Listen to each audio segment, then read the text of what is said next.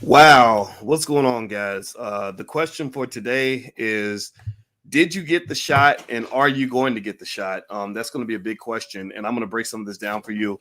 It turns out Delta Airlines has just announced that they are going to start fining their employees for not getting the vaccination, for not getting the shot.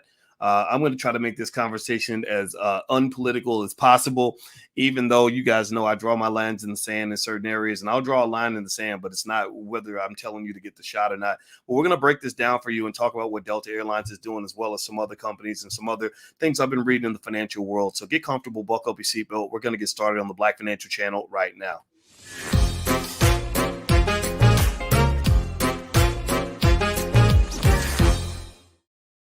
Hey, what's going on, guys? Welcome to the Black Financial Channel. That's theblackfinancialchannel.com. My name is Dr. Boyce Watkins. I am your friendly neighborhood finance professor. On the Black Financial Channel, we believe in talking about Black wealth and Black economics every single day, sometimes as much as 10 times a day, under one condition. The condition is not that you have to be Black. We don't hate anybody. Anybody can come to this platform that wants to, but you got to be B1. B1 means we're Black first. That means we put our community at the top of our priority list instead of waiting on politicians who ain't coming and waiting on Superman. We are our own Superman. Also, B1 means that by the year 2070, B1 Black children, our children, are going to be leaders in the world when it comes to economics, wealth building, investing, real estate ownership, etc. And then three, B1 means that we understand we must be one to be successful. That means working on our relationships, building common bonds with other people in our community so that we can build empires and do great things. If you agree with this philosophy, put a hashtag B in the number one of the chat, hashtag B1. That's the calling card. Use that calling card anywhere on the internet. So let me tell you guys what I just read that got my attention, that made me reach out to you and want to share this. I just read a crazy story where Delta Airlines is going to start fining their employees if they don't get the jab. And you know what I'm talking about when I say the jab.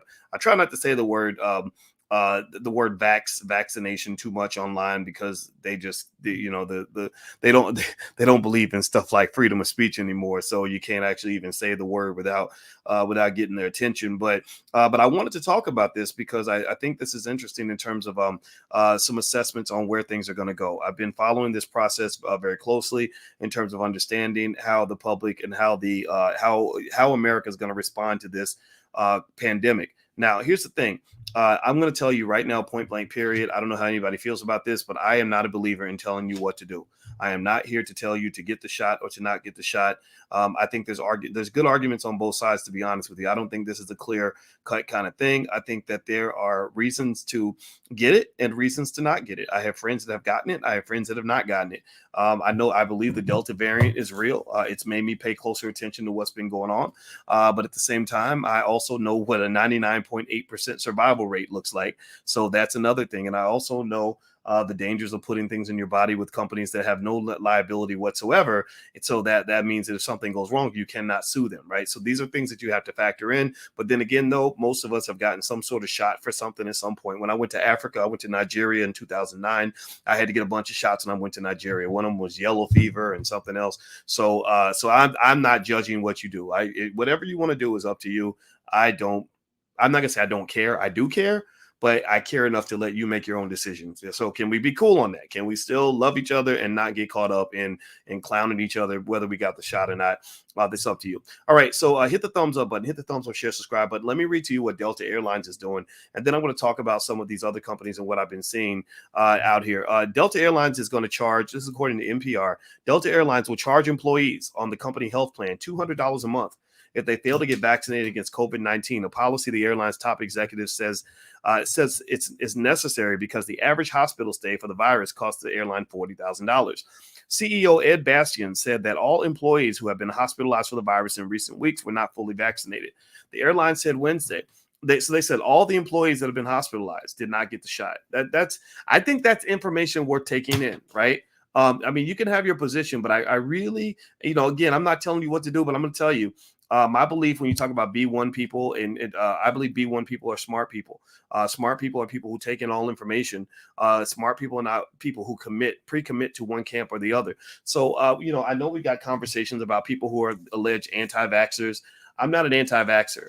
I'm just pro-truth. I'm just into finding out what's going on so I can figure out the best move for me and my family. And also, I'm a believer that you have a right to privacy. I don't have to tell you what my status is. If that shot is to protect your health, then why do you care if I have that shot or not? That's just my position on it. But you know, I think when you look at that number and you see that the only people that were, you know, hospitalized were the ones who didn't get the shot, it kind of makes you think, okay, maybe there's something going on with the Delta variant that's different from everything else. And again, I know that I got friends on all sides of the fence on this. Rizza Islam is a friend. I respect him immensely. I hear what he has to say. But then I've got friends that are doctors and stuff that have different opinions. And I have friends that are doctors who say don't get it, right? So it's literally the most confusing shit ever. I mean, it's amazing to me. And so here's what else NPR says. They said the airline said Wednesday it will also stop extending pay protection to unvaccinated workers who contract COVID-19 on September 30th and will require unvaccinated workers to be tested weekly beginning September 12th. So what they're really doing here with a Delta is they're just making it really hard for you to come to work if you didn't get the shot.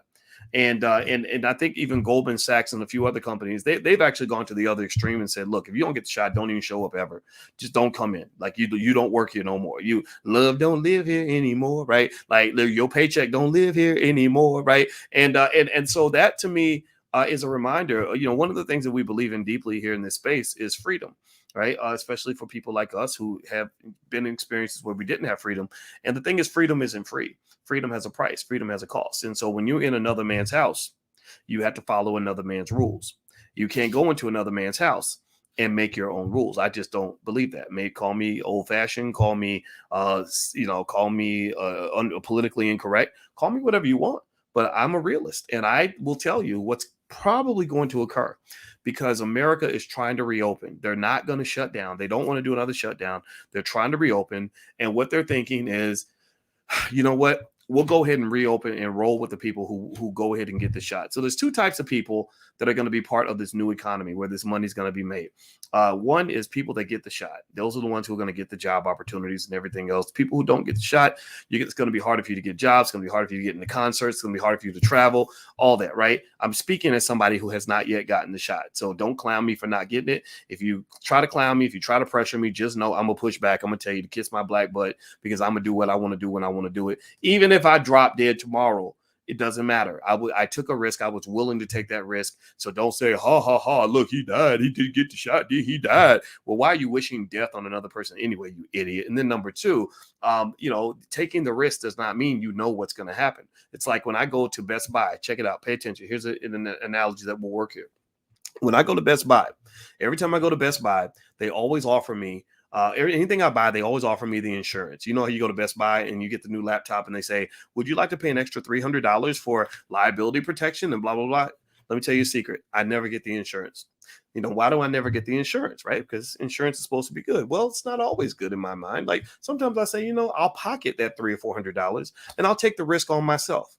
That means if I go home and I drop that laptop and it breaks, I got to go get me a new laptop. Well, here's the thing. I don't pass the insurance because I know that my laptop's going to be fine. I pass the insurance because I know that even if it's not fine, I have accepted that responsibility. See, we don't talk about responsibility and what's the word? Having the integrity to be accountable for your choices, right? I'm not telling you what choices to make. I'm just telling you to be accountable for the choices you do make. So if you choose not to get the jab, that's cool. But, as long as you understand what it is, as long as you understand, what additional risk you might be taking on in case the Delta variant really is that bad, right? I'm not going to knock you for that, right? But then again, that's a personal thing. That's how my parents kind of raised me. My mom used to always say, you can make whatever choice you want as long as you're ready to accept the consequences. I'm ready to accept the consequences. And you know what? If I do change my mind, and because I try to keep an open mind, I take in information, and I do get the jab, it ain't going to be none of your business. I'm not going to tell you nothing because you don't need to know what I'm doing with my body. Sorry, if the feminists can say it, then so can I. That's what it is. Do me a favor, hit the thumbs up button, hit the share button, hit the subscribe button if you haven't done it yet. Please make sure you subscribe. The Black Financial Channel, we are growing Black-owned media because we want to get a message to Black people out here. Two things. One, I have a $5 a day investing plan that will make your family wealthy within one generation. It's very easy to do. My PhD's in finance. The math all checks out. If you want to go take a look, the ebook is free. You can go to theallblackagenda.com. That's theallblackagenda.com. Second of all, tonight, Dr. Claude Anderson is going to come to our book club. You guys know every week we have the book club where we're reading all of Dr. Anderson's books, going through them with a fine-tooth comb. And tonight, Dr. Anderson is going to join us tonight at 8:30 p.m. Eastern. You can register for the book club at blackkeystogreatness.com. It is free if you come live. It is free if you come live. If you want the archives are not free, but so because I've done about 7 lectures, so by the time I'm done, I will have done several hundred. You can actually go to the drboycebookclub.com if you'd like to buy all the lectures that you missed out on. And what I've been doing is we've been deep diving into Dr. Anderson's book, Black Labor, White Wealth. So feel free to join us. You can get the archives at the drboycebookclub.com, or you can also join live at blackkeystogreatness.com. Okay, so let me give you a couple more pointers that I noticed. I noticed that Biden had a meeting with a bunch of companies about this cybersecurity thing. I think cybersecurity is going to be really big over the next decade or so, or more actually, because now you've got these companies getting hit by these cyber attacks, and these cyber attacks are a real problem for this country. And I saw that Google and I think Google and Microsoft and IBM all agreed to commit billions of dollars to developing cybersecurity. One thing that also got my spidey senses up is they mentioned specifically that they want to train a lot of the cybersecurity experts, tens of thousands of them, at HBCUs, right? So a lot of HBCUs are going to be on the front lines in terms of helping to train cybersecurity experts that can go work at Google and Facebook and Microsoft and IBM and all these other companies. Now, I think that's really great, right? That's really good that they can get these opportunities. But I also saw another story about how there's a slew of HBCU students now who are learning to start businesses. And I think that's a wonderful thing, because I'm going to tell you, one of the wealth drains for the Black community is that most of us who go to college, most of y'all who go to college and get all those student loans, you get all those loans so you can go work for somebody. So that's a double wealth transfer. Two areas. One, you're transferring almost all your family wealth to that university, because half of all Black college graduates can never repay their student loans. And then number two, your time is worth maybe $200 or $300 an hour, but you go sell it to a company for maybe $70 an hour, $50 an hour, or whatever, if you're lucky. And that becomes a wealth drain as well, right? So if you want to look at the areas where the wealth gap is increasing, it's increasing largely because you're training too many of your people to be employees and not enough of your people to create jobs that Black people can work for, or companies that make it their corporate mission to serve the Black community. Pay attention. Listen to this. Check this out. How often do you see a company that says, we believe it is important for us to save the environment, or we believe it's important for us to represent gay rights? Right. We believe it's important for us as part of our corporate mission to, do things that white people care about, take care of pets and shit, whatever the hell it is. Dogs and stuff. I don't know. It's whatever. Right. Well, they do these things because that's what happens when you get a big corporation. You get something that Gary Vee actually used this term, and I like it. It's you get a company becomes almost like a big Death Star, where with this big Death Star, even if you're not profitable, you've got just billions in resources that you can use to apply to solving specific problems that go beyond simply making money, right? You can actually make the world a better place. You can reshape agendas. You can support one political party over another. You can change entire communities. And so if you look at Black communities all across this country, where you've been electing the same politicians over the last 20 or 30 years, you'll notice those communities never get better. You'll notice those communities are where the children are being shot. You'll notice those communities are economic deserts. They're economic deserts. Some of them don't even have a grocery store, let alone businesses and things like that. Well, with big economic Death Stars, like if you have a $1 billion company that's run by people in our community who are a B1, like if you have a B1 company that's worth billions of dollars, this is what we're going to have 50 years from now. This is what your children and grandchildren are going to do.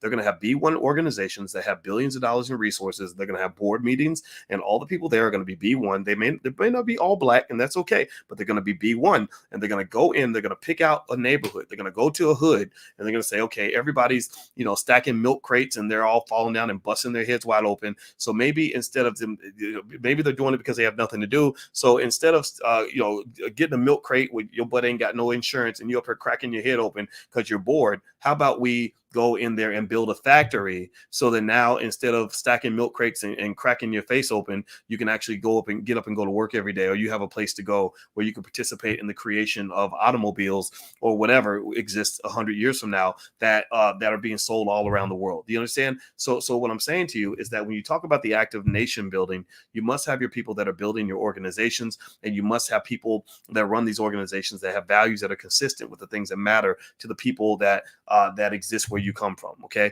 The reason that Black communities struggle, this is my final point on this. The reason Black communities struggle is because there are no billion-dollar corporations out there that have made it their life mission to improve the Black community. Am I right or am I right? Give me a yes in the chat if you understand what I'm saying. Give me a yes if you get what I'm saying. Okay, guys. All right, so I'm going to get out of here. Don't forget that tonight, Dr. Paul Anderson is going to be there for the book club. You can come to the book club for free. If you're live, you can come for free. If you want the archives are not free, but you can actually join live for free at blackkeystogreatness.com. You also get free access to my life class, which actually used to be $1,000 for a lifetime membership, but actually is free now. And the life class literally is my breakdown on how to be successful, how to succeed in this life. And it was a little bit weird for me because I'm not used to sort of bragging about, all the great things I've been able to accomplish. But I mean, you got idiots out here giving bad advice. So I said, let me actually talk to people about, especially young people, about the tools you need to be successful.